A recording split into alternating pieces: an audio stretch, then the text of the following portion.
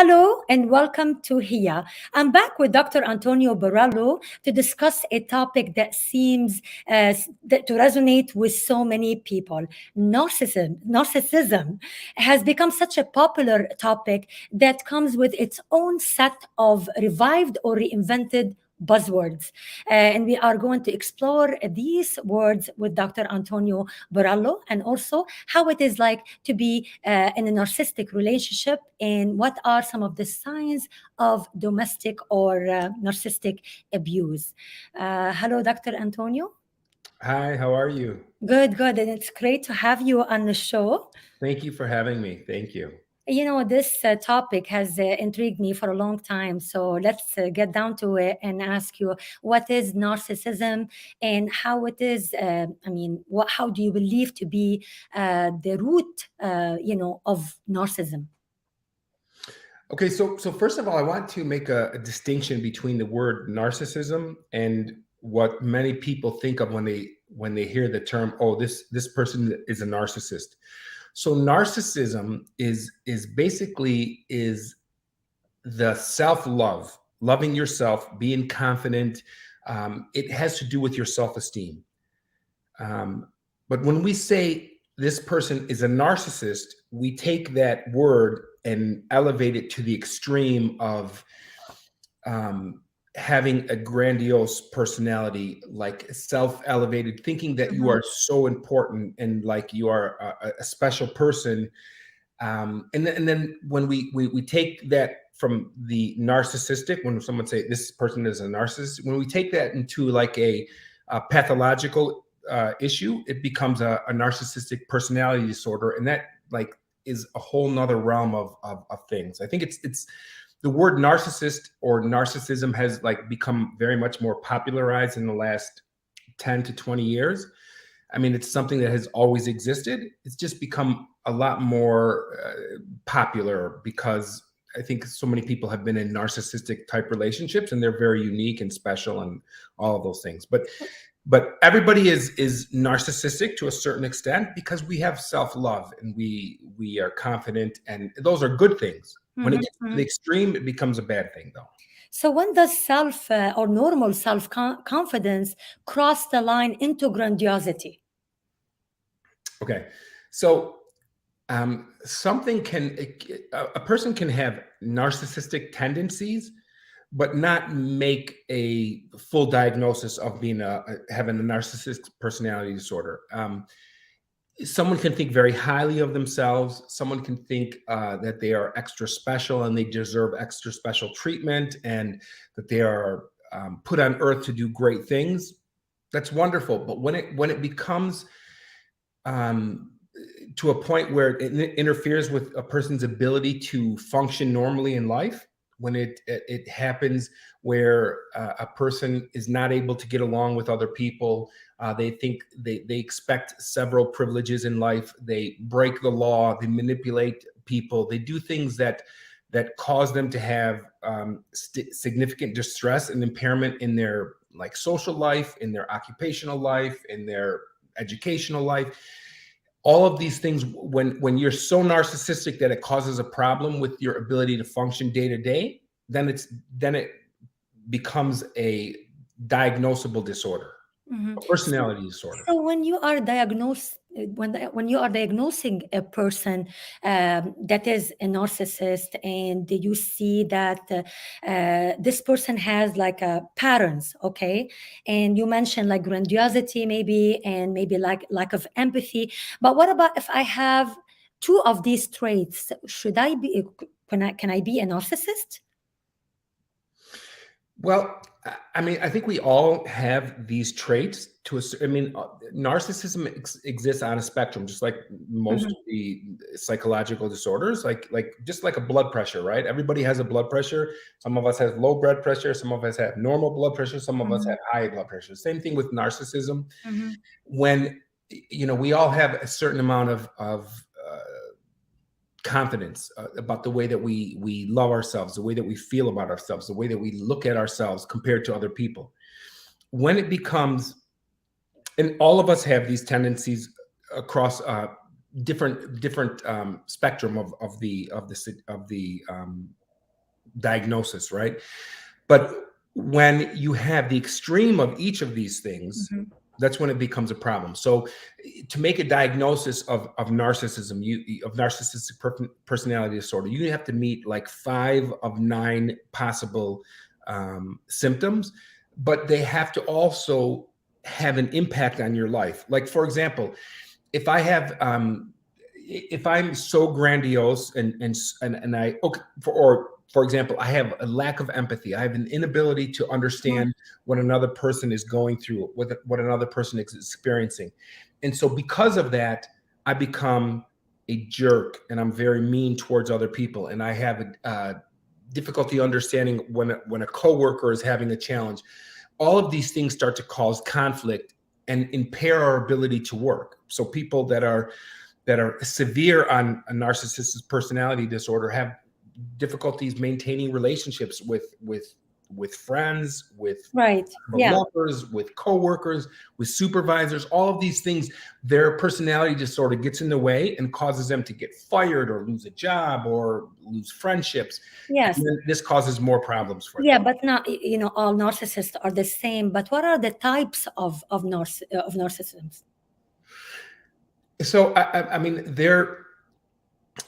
I think what has become popularized is that narcissism has always existed, and there are people that have met the tendencies to become narcissistic personality disorder. But I think what has popularized the term much more so is that when you get into a relationship with a narcissist, this is like something that has become popularized in the last 10 to 20 years. And because of the internet and because of social media and people like expressing themselves, because when you get into a narcissistic relationship, it's amazing how similar the experiences are. So someone that is in a relationship with a narcissist is going to experience something that is unlike any relationship that they've ever experienced.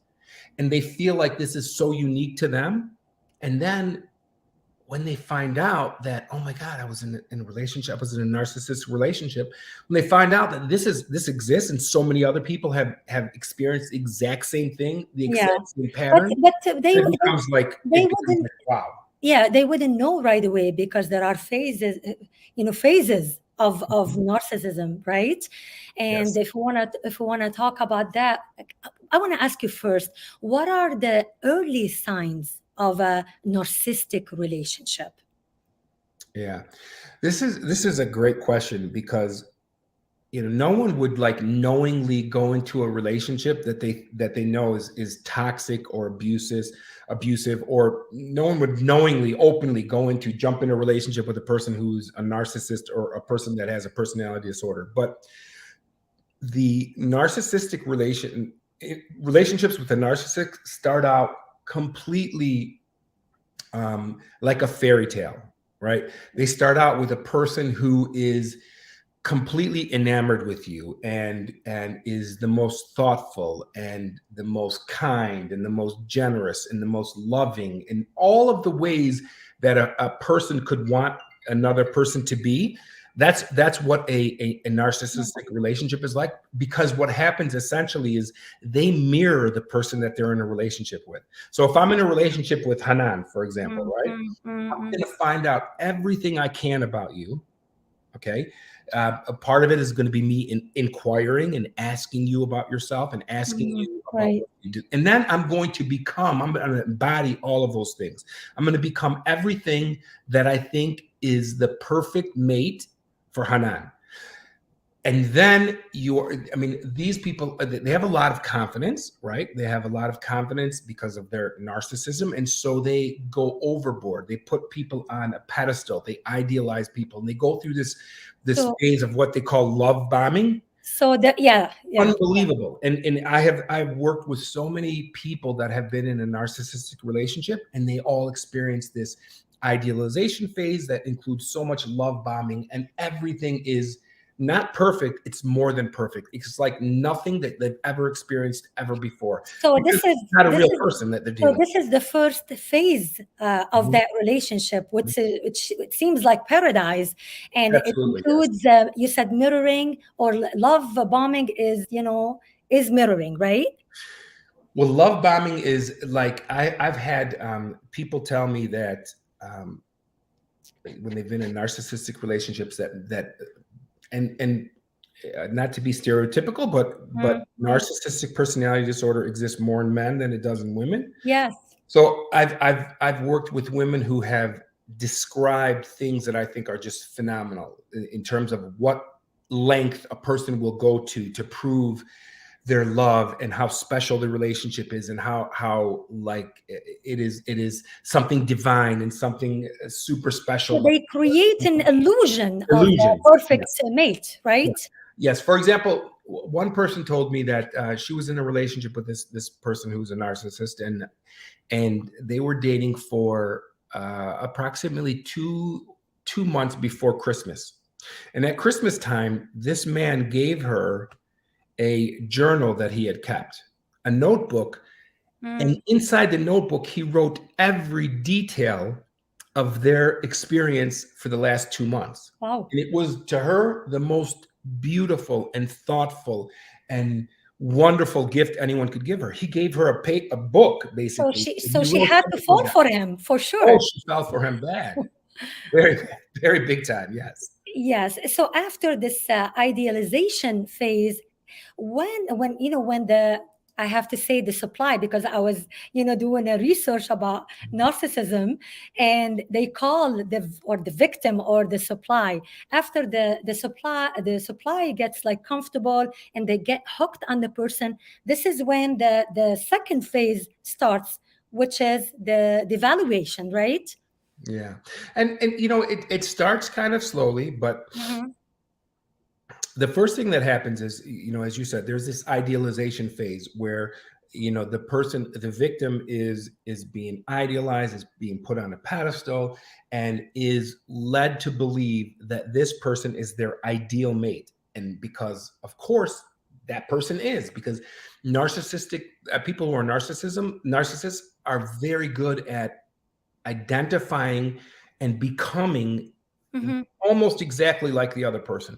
And then there are things that they do, and I'm going to just pull up some notes here because I took some things I didn't So want. do they fuel their ego from that relationship? Amazingly so. Because I was reading something about like a positive fuel and a negative fuel from this relationship, and do they ever like fall in love at all? Well, one of the key symptoms of to have a diagnosis, a pathological, like a psychological disorder, a personality disorder, one of the things that is common with them is they have an inability to feel empathy. And what that means is basically they have an inability to understand what another person is feeling. And the way that their emotions are very limited. Okay, they're very Right. limited.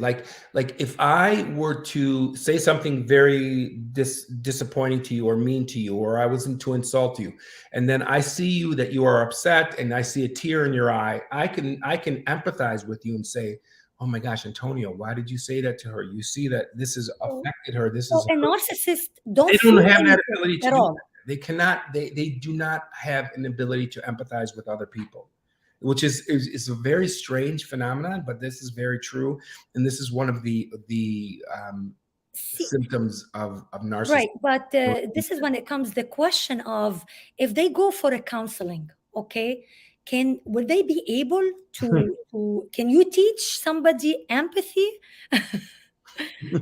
No, never. I mean, can it I mean, improve? Can the situation improve? so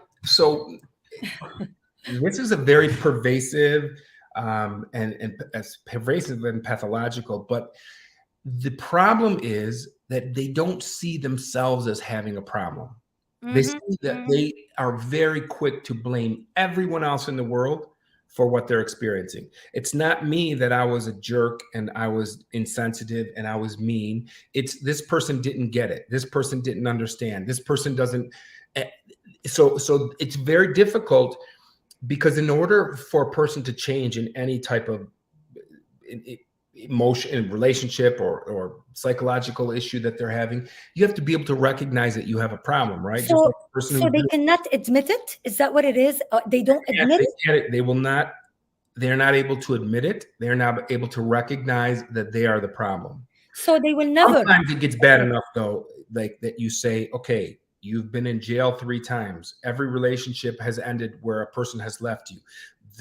You have lost so many jobs. You know, your children don't like you. Your mom doesn't like you. You're like, sometimes a person is able to see that the common denominator is themselves. And when that happens, then hopefully they can do some work to recognize and make that change, but it's very unlikely. So still they don't see it with everything is going on, with everything that you mentioned, they still can't see or admit or go for a counseling.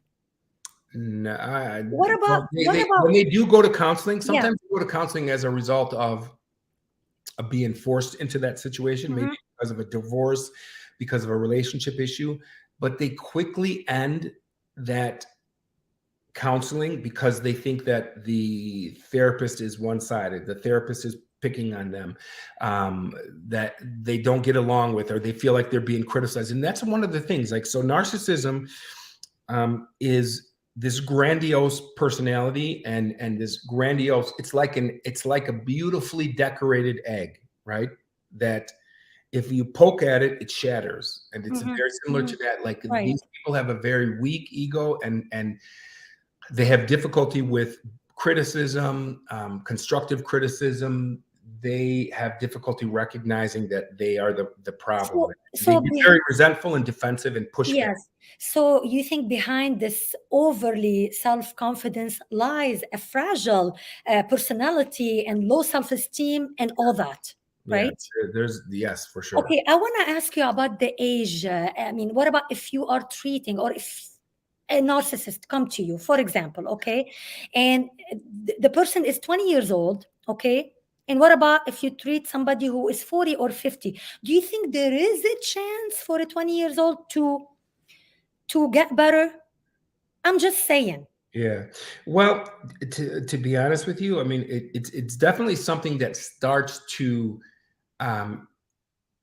affect a person's life when they are post high school into college, maybe post college, but and they're either in their late teens or early 20s when they start this pattern of personality or problems with the personality starts to show itself. Practically speaking, though, it takes a longer time for the impact, the problems associated with their relationship. I'm sorry, the problems associated with their personality to kind of manifest, where they end up with very big problems in their life. And so, do I think yes, I think that sometimes they're able to improve if they've had enough pain in their life. They start to recognize these things. But most of the time, when a narcissist gets into therapy, it's because of other issues like depression or anxiety or substance. That's not the actual problem. Not because they're a narcissist. No, that doesn't necessarily. That doesn't usually bring them into. Okay. Many times, the people that are narcissists are some of the most successful people because they don't have a problem manipulating other people. Like some of the best salespeople in the world, some of the best con artists, the best people that have sold millions of dollars worth of things are people who have narcissistic tendencies. But again, narcissism exists upon a spectrum. It's not always pathological. It's not always bad. We should all love ourselves. We should all feel confident about ourselves. We should all proactively, or but to a certain extent, of course. To an extent. Okay. Once it's to a point where you are starting to manipulate other people, or you have an inability to recognize how your personality, how your behaviors are affecting someone else, that's when it becomes pathological. So people who have narcissistic tendencies tend to do well in life until it gets too bad or too much, or until they get to they get into a relationship, obviously. Right? Or they get into a relationship that ends up where a person leaves them, or several people leave them, and then they start to recognize, well, and narcissistic relationships are this is an amazing phenomenon of Mm. similarities that people go through when they date someone who is a narcissist. And I mean, in all of my years of study and practice, one thing that is like so uniquely similar is the experiences of people that date or go into a relationship with a narcissist. It like follows this amazing pattern of events. It just, Yes. Yes. it's crazy how I similar and have I perfect. have so many questions about the phases and those buzzwords. But before that, do you think we live in a culture of escalating narcissism? Is like a me personality that is promoted by social networks like Instagram and Facebook, contributing to this escalation of narcissism, you think? I mean, without a doubt, I Mm. think that the American society, the American culture in particular, is very keen to this, or very much much more narcissistic than other types of cultures. Right. Now, I think with social media and people using Instagram and filters and Snapchats and all of these things to promote the most amazing image of them, and make themselves look like they're in such a positive light and everything is wonderful in their world. I think that these are narcissistic type of tendencies, but that I don't think contributes to the pathological part of narcissism, which is when a person is so narcissistic that they are unable to empathize with other people. They have manipulative types of So, tendencies. not necessarily, you're saying, right? Not Yeah, not necessarily. necessarily. I think that it certainly contributes to the amount of narcissism that we experience, but that's not necessarily a terrible thing. I mean, again, it's there's a healthy amount of narcissism that we all should have. We Mhm, all mhm. feel confident, love So, ourselves. so you think it's not increasing because of what's going on, because of our culture and the society? I think it's not necessarily increasing. I think the Mhm. awareness of it is increasing because Okay. Yeah. so many people share stories. Like it's amazing. Like when I make a video, for example, about narcissism, or about abusive relationships, or about toxic relationship, or about any personality disorder, Yes. there are people that will not text me, I'm sorry, they'll email me or make a comment and say, "Oh my God, it's like you are reading my mind. This is exactly what happened to me. Exactly. I can't believe what you're telling me is a phenomenon that Uh-huh. other people experience, because I've never known this. I've never experienced anything like this. And it's just is like, "Oh, you just blow my mind." That's what I hear. So I Okay. think because of social media and because of the internet and people able to communicate their experiences and seek out other people that have experienced similar things, I think this has become a phenomenon that is much more recognized. I Mhm. don't think that it's necessarily something that has increased that much, at least not, but perhaps I'm wrong. I mean, I don't see a causal relationship between the rise of social media and the internet and narcissistic personality disorder, Mhm. but perhaps I'm wrong. But I believe personally that it's much more awareness of that, because I think that these types of relationships and these types of personality disorders, like, because like there's like probably the most famous person in the world Mm. who is a narcissist, and he has always been a narcissist. I've known that this person has been a narcissist Yes. for Yes. 30 years, but But it's much but more obvious now. right. But you said something earlier that they don't admit that they are narcissists. But I've heard some people saying it out loud, and they are proud that they are narcissists. And I found it like really Really, you've eccentric. heard Or, someone? yes. Yes. Okay, okay. That's probably something new, huh? Now that's kind of new to hear, because generally they, so if they, Maybe they are not. no, maybe they are, but they are not interested in changing because they think it serves them well. Yes. Yeah, that could They be can it. even say, Yeah. "So what? I'm a narcissist, but guess what? I have I'm $10 million in the successful. bank. I'm so successful. I have this, Right. I have that. It Yeah. served me well. I'm not going to change. I don't think a sad probably person or something like not confident would probably say that. I'm assuming. I don't know. Mm. Yes. So if I had a narcissistic parents, could I be one? Could I, if a kid has a narcissistic parents, Yeah. So there is is, it necessary? What I mean? yeah. So there have been a lot of twin studies that have been done that have looked at comparing identical twins, both Mm. raised together as well as raised apart, that have looked at um, the coexistence of these personalities. And there is some genetic components. Um, there is an irritability rate that is higher than average. So in other words, if you have parents that have these narcissistic traits, you are probably more likely to have them, but it's not a one-to-one, thing like you're guaranteed to be a narcissist. But a lot of it has to do with genetics, biology, but also with upbringing. And so Yeah, but when you have a narcissistic parent, I think it's a very difficult relationship that these children have to endure. And guys, that's a whole nother topic, because but don't you think like kids model what they see?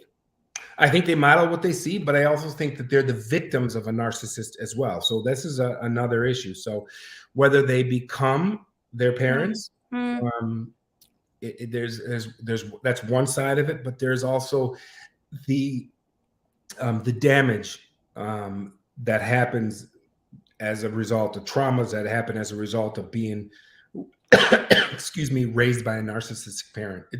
It's traumatic. Yes, it is. It is. I'm sure it's very traumatic for sure.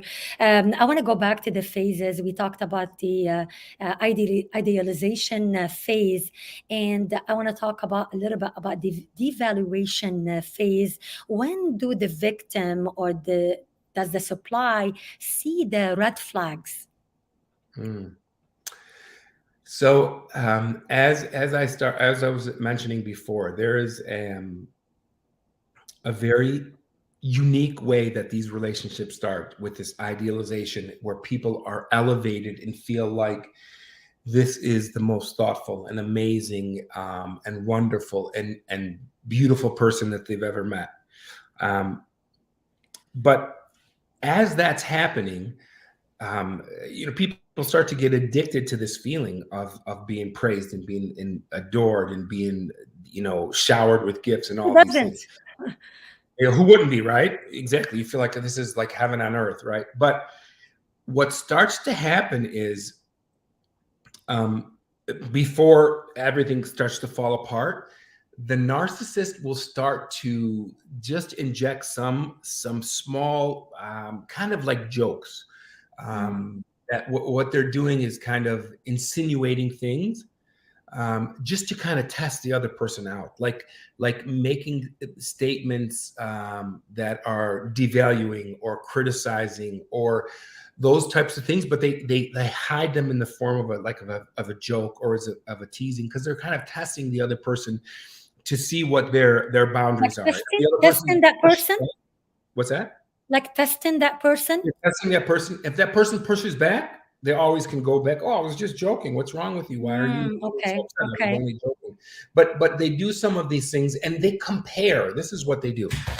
They compare their new partner with someone from their past in order to set them up for the type of behaviors that they want that person to say. Like, for example, if I was dating, let's say I was in a relationship with you, Mhm. and I were to say to you something like, "Oh my God, I'm so glad you are not so flirtatious with other men. My ex-wife was so flirtatious with other men, and she ended up getting into affairs or doing these types of things," right? And Mhm. so what they're doing is they're telling you that you're not like this. And by the way, don't become like this, because this is what my ex-wife did, and this is what happened as a So it's a result. message. It's It's a like a message, hidden message. Okay. hidden kind of, Okay. hidden kind of, like I'm saying to you, oh, I'm so glad you're not like this because my ex was like this, or any of these things. It's So kind it's a tactic. It's a Exactly. They're tactic. very strategic. And this is the amazing thing is like no one has taught them these things. No Mm. one has taught them to do these things. What's amazing, the amazing phenomenon to me is that all of these people do such similar behaviors in terms of trying to control their partner. It's amazing how similar and exact. It's almost as if they were trained to do Like that by they're someone. smart. They have to be very smart. They're very smart for sure. Yes, I want to talk about those buzzwords. You know, I read the gaslighting, which is it Yes, says like the person doubt they make them doubt their perception of reality. yeah. This is big. It is really, really big. It's very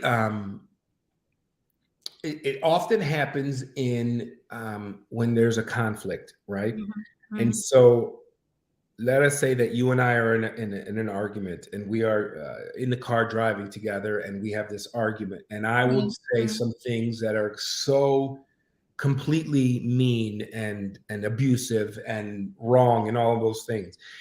And gaslighting is completely denying those things and making you think, and it's suggesting that you are crazy. This never happened.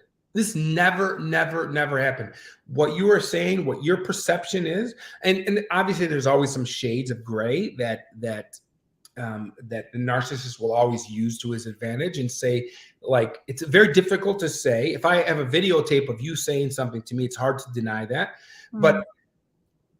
they will use all of the shades of gray to kind of suggest that what your perception is, which is normally very accurate, is not what happened. But And you're yeah, crazy for thinking that. This is, and they will keep on saying this over and over and over. And anyone that tells them differently is lying, or it's kind of like fake news, or is not trustworthy, or has an agenda, or any of those things. so when it happens very often, this is when the person start doubting themselves. Absolutely. Yes. And it Yeah. happens. And they do that on purpose to make a person doubt their own perceptions of reality. And this is very difficult because by this point, you have been in this relationship and you are, very much in love and addicted to the feelings that Mm, you have, mm, have mm. had and want things to go back to the way that they were. And so you've experienced this falling out with someone that has up until this point, let's say that if it's the first time that you fight, Mm. you are addicted to this feeling and you want everything to go back to the way that it was. And so you kind of So let it go, or So you is say, it like a denial phase as well? Like, that person cannot believe like this is happening to them, for and sure. they start like, trying to find excuses for that person because they need that feeling that the Yeah. narcissist give Yeah. to them.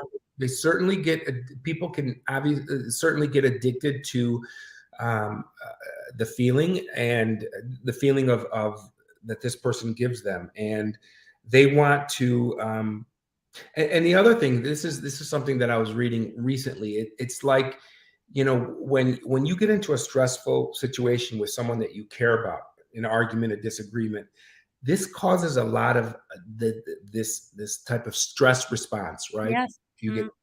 anxiety, you get upset, you get like this feeling in your stomach that's terrible. And so when you start to come out of that feeling and that person starts to forgive you, or you resolve the issue, then you start to get those feelings again, those very positive feelings. This cycle becomes addictive, and so that Mm. you want to be up here and today you're down here because of something that happened in between. And so people start to recognize, they don't recognize that this is the person that's causing these things. They don't recognize. It's almost like Stockholm syndrome when a person Mm. starts to identify with the person that kidnapped them, because it's almost like a survival thing. It's part of that, but it's part of being like addicted to that feeling that they had the first couple months when the relationship was starting. Because again, it's unlike anything that they've ever experienced. It's love so intense. That's amazing. Yes, and for the people to know, there's also the triangulation that I was reading about, that is like also a manipulation tactic, Mhm. because I don't think they want to probably confront their partner, so they bring a third party. Yeah, it's like they call that like flying monkeys, Oh, like it's a flying monkey. flying monkeys. Yeah. So what happens is one of the things that you know that you're in a narcissistic relationship is in the beginning of a new relationship, when you are I mean, we all have a past, right? Unless this is the first relationship that you've been in. But narcissists have a tendency to go on these smear campaigns about Hmm. their exes and blame all of these things that have happened. Like, the reason I got divorced was because my ex-wife was cheating on me, and my ex-wife was she was an alcoholic, she was a drug addict, she beat the kids, she lied to the judge, she lied to everything, she manipulated everything, and she did all of these terrible things. And they bring people who are in their inner circle, like family members or friends that That really, support really them. support them. Yes. Bring those people to do their dirty work, so to speak, Mm-hmm. and to engage in these smear campaigns against prior lovers, which is, uh, a big red flag. If you are starting a dating relationship with someone and they start to tell you all of the horrible things, or why their partner or their ex-partner That's is red flag for a sure, huge red flag. because they will be talking about you. They will eventually be talking about you. But what they are doing is hoping that saying these things to you is going to make you feel sorry for him. Yes. Going to make you feel sorry for the narcissist, because, oh my gosh, what a hard life he went through. Oh my gosh, it's so unfair. They took his kids away from him. Oh my gosh, Yeah. all of these things. Okay. So after the narcissist maybe get bored, is that the discarding phase, or why do they discard the supply? Yeah, that's a good question. So I think that it's important to talk about the supply. So people who are narcissists are constantly needing to surround themselves with people who Hmm. are going to make them feel better, kind of by proxy, right? So when a narcissist meets a new person and they Hmm. idealize them, the reason that they idealize them, okay, like, for example, if let us say that I met someone who was and I started getting, let's say if I'm a narcissist and I meet someone who is a famous actress and I start to date this person, I will start to think better of myself because I am associated, like, oh my gosh, this person is so amazing. And if this person Hmm. likes me, that must mean that I'm amazing too, that I'm wonderful and all of these Yes. things. Yes. Not to make them feel good, but to look good, I guess. To Right? look good, yes, Not to feel good, they or look maybe good, both. but in their difficulty with understanding normal emotions, if I am with a famous movie star, that means that must be good. So I Must be feel that important I and must be important. important. I must be a Yes. great person, because why would so and so, who's a great person, who is a successful person, who's a beautiful movie star, why would that person want me? So that elevates them, makes them feel good. And Hmm. so that's where they're getting their supply, their narcissistic supply. What happens though is during the idealization phase, they're getting all of this, they're getting their ego, um, and they're getting this narcissistic supply of love, or whatever the emotion that they're getting from that is going up, and they're feeling great. And it takes just one time for there to be like a narcissistic injury, some type of disappointment that this person is going to do, that That's knocks it. them off the pedestal. Oh, okay. Okay? So they wait for something? Well, they're not necessarily waiting for it, but it always happens because Okay. they have this unrealistic idealist image of the other person. And so the first time that they are disappointed or feel like they were slighted, or a person wasn't doing exactly what they wanted them to do, or meeting their expectations, then all of a sudden it's like a house So, of cards that gets knocked down. so All they of a keep sudden them it's on their all, toes, basically. They keep them on their toes. for One sure. mistake and that's it, they're gone. But For sure. I was reading that, when they discard the person, they always person, like they put them on a shelf and then they go back. Why would they go back to the same person, even when they have other supplies, let's say? Mhm. Well, because what happens is um, there's always something that might happen in the new situation that makes them feel a little bit insecure. Okay. Not enough for them to blow that up, but they're not getting enough from that person because it's too new. It's because they're on their best behavior. Believe me, when they start in a new relationship, they are on their best behavior with regard to the way that they treat the new person, with the way that they act in public with the new person. Everything they do is Mhm. very much perfect. It is as much as to the extent that they can do that. Right. Now, when you're in a new relationship and you haven't completely sold that other person, when you haven't completely got that other person to adore you and love you and be completely let go, there are things that happen where the narcissist isn't able to get enough supply from that person. And so when those things, like for example, the narcissist might be seeing his new lover, 2 or 3 times. He might want to see her every single night or every single day. And then that person has a normal event that they have to do, a normal life event that doesn't include their new partner yet. And so because of this thing that's a perceived slight, it's not even a slight, it's just they're not available because they have something else to do. That person isn't getting enough of the supply from them, so they will revert back to an old person. This is Like, horrible. it's terrible, but This is this horrible. is something So that they do, and they it's perceive them crazy. they perceive them as objects, basically, Um, not people.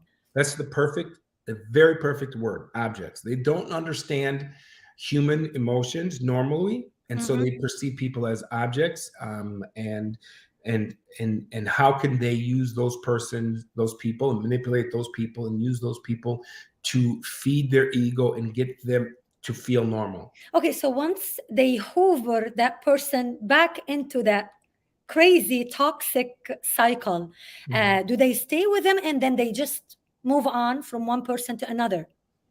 No, they don't stay with them. No, no, no. They just get something from them. Just maybe it could be for one day, So they maybe, have to benefit. They have to but they're benefit going to somehow. get they're going to get something from them. Like it might be um, after they discarded a particular person, and this person might have reached out to Mhm. them several times, and they've ignored them, they discarded them. Once they don't have this new relationship that they're in, they're not getting completely what they need, they might respond to that person. Maybe that person texted them or called them 4 times and never heard anything back from them.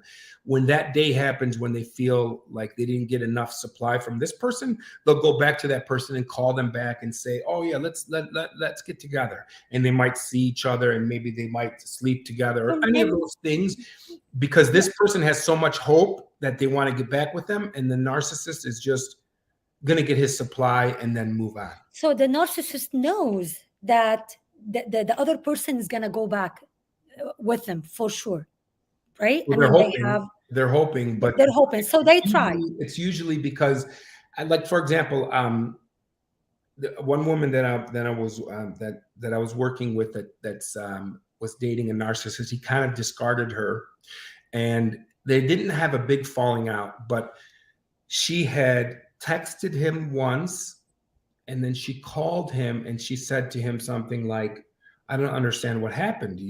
I don't hear from you anymore. You didn't respond to my phone call. And it had been several days. And then suddenly he just returned her call and then made some excuse like he had been ill or he had been this or that. Mhm. And his Okay. intention was that he wanted to see her that same day. Okay. When she did not agree to do that, she hasn't heard from him since. Wow. So it's kind of That's like, an indication that it's nothing. Yeah, I mean, this was late at night. So he contacted her late at night and wanted to get together with her that night.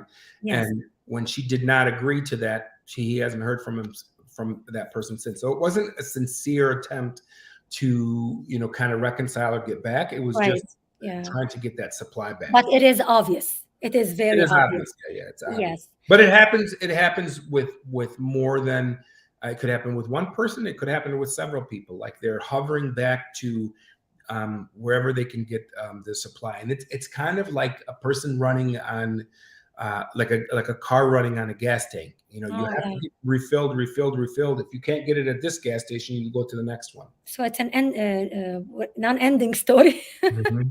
Yes. Before I get to the other side where, the person want to discard the narcissist, but I'm going to take a little break and we'll be right back with Dr. Antonio. Okay.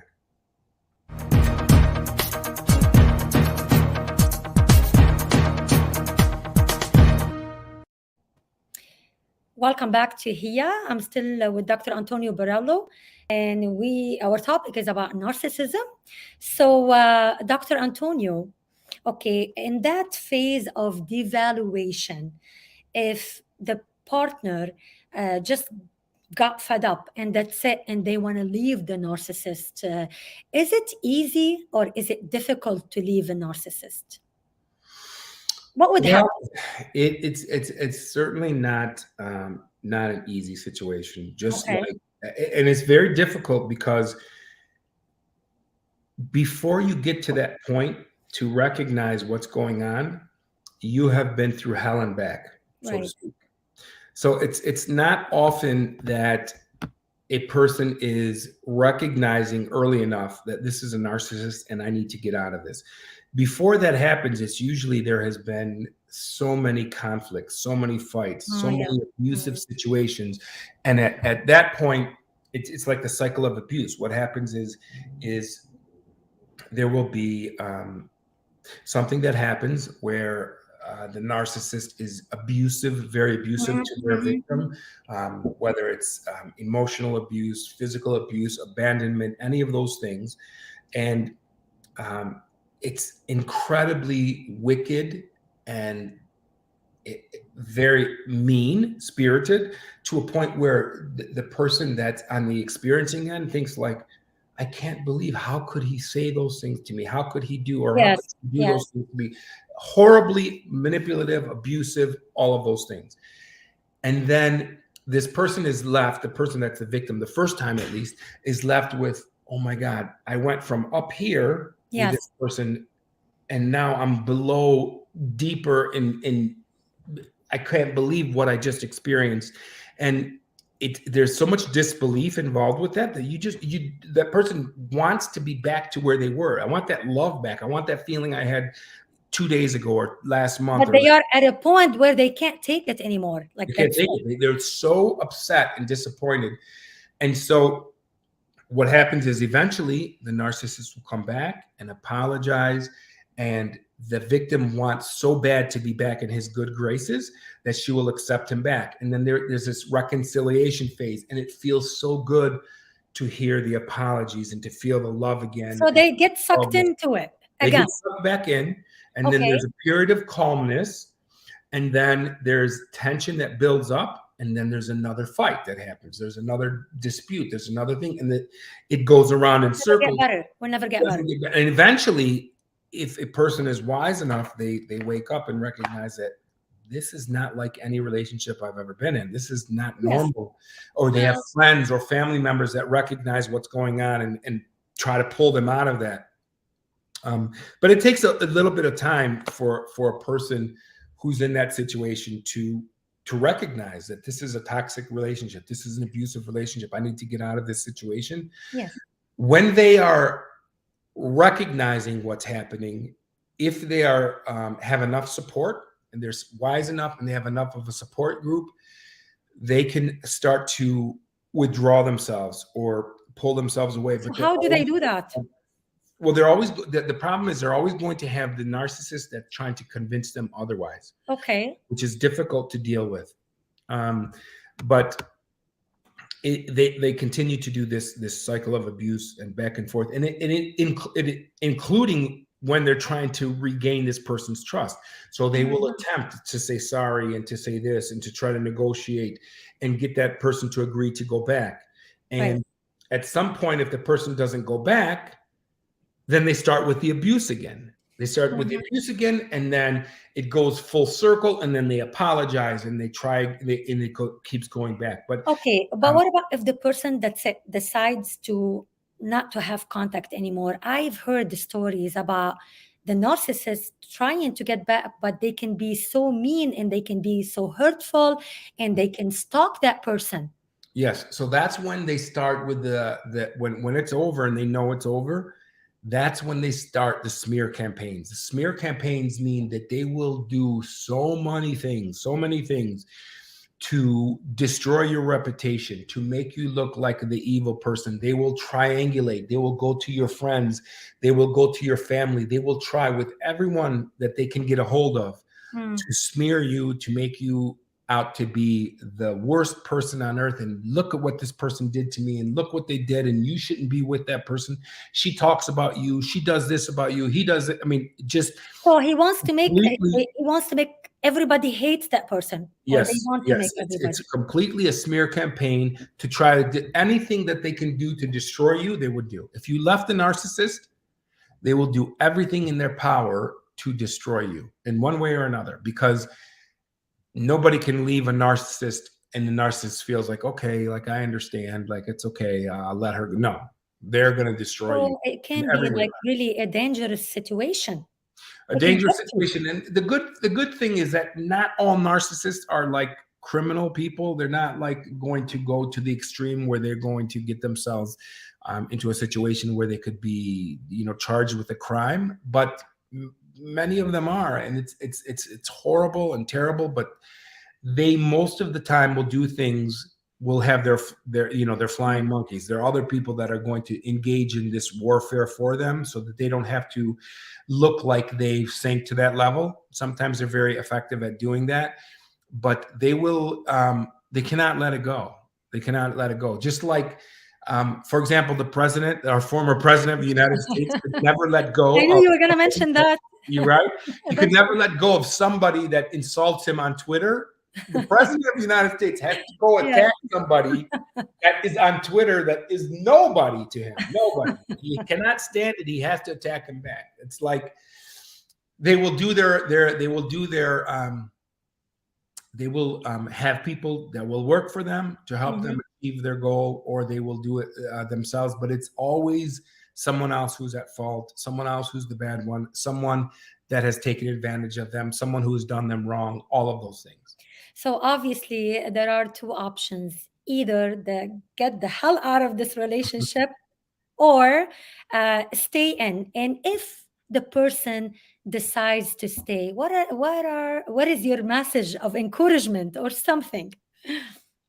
Well, I mean, again, as I said in the beginning of our talk, I think all of these things exist on a spectrum, from just like blood pressure, right? We have low blood pressure, regular, and then high. So if it's extreme, if you have a person who has, very pathological, extreme narcissism to the point where this is affecting every part of his life and his relationship, then it might be impossible to do. But it might be impossible to stay and have some normal type of life. The important thing to recognize is that when you starting in a relationship with someone new is to recognize these telltale signs of a narcissist getting involved with a narcissist, and some of those things, and it's very well documented, and you will do a search on Google or do a search on YouTube, and you will find tons and tons of stories and information about people who have gotten involved with narcissists. And basically what happens is there is this very exaggerated love bombing phase where they will say things to their new partner that are just not normal to say to other people. Too good to be true. What's what? Too good to be true. Way too good to be true. Like, for example, like, how can I say, if I know you for a week, how can I say to you, you are the most amazing woman that I have ever met. I think we're meant to be together. I love you. I mean, all of these things. If someone starts telling you this, you have to question, like, unless they're 15 years old, maybe Yes. that's okay. But Yeah. if you're an adult, these are not things that people normally would say. But a narcissist doesn't have a problem saying that. They are doing Yes. everything to show you that they are the perfect person for you. They mirror you. They become you. They Yes. want to do everything to be the perfect and ideal partner for you. And they say things like we are meant to be together. They start Yes. looking at that signs and coincidences and things, and they put all these things together and tell you things like, I've never felt like this before. I mean, when it becomes so good, too good to be true, unfortunately, it usually is. It's terrible. I can imagine what these toxic relationships can do to people emotionally and physically. And I think if a person decides to stay in a toxic relationship like that, they have to manage their expectations. Otherwise, their heart will break on a daily basis. Yeah. Well, for sure, they do. I think that again, it's on a spectrum, and if you are going to be in a relationship with someone who's severely has a severe narcissistic personality disorder, like, if you're in that situation, you know exactly what I'm talking about. If Yes. you've never been in that situation, you might think like, what is he talking about? But the people who have been in that situation where they know exactly what we're talking about, because it is a phenomenon unlike any other relationship that you could ever be in. And I have Yes. talked with people who are 30, 25, 40, 50, 60, even 65 years old, Yes. never experienced anything like that until they met someone that meets these criterias, and they start dating a person who is a narcissist, and it's like they cannot believe what's going on in their life. It's just unbelievable. Yes, it is unbelievable. Unfortunately, our time is up. It's almost an hour. I want to thank you so much, Dr. Antonio Borrello, who's the relationship expert. And if you want to get to know Dr. Antonio, please check out his YouTube channel or sign up for a consultation. So thank you so much, Dr. Antonio Borrello. And I want to thank our viewers for watching, and have a good night. Thank you. Thank you.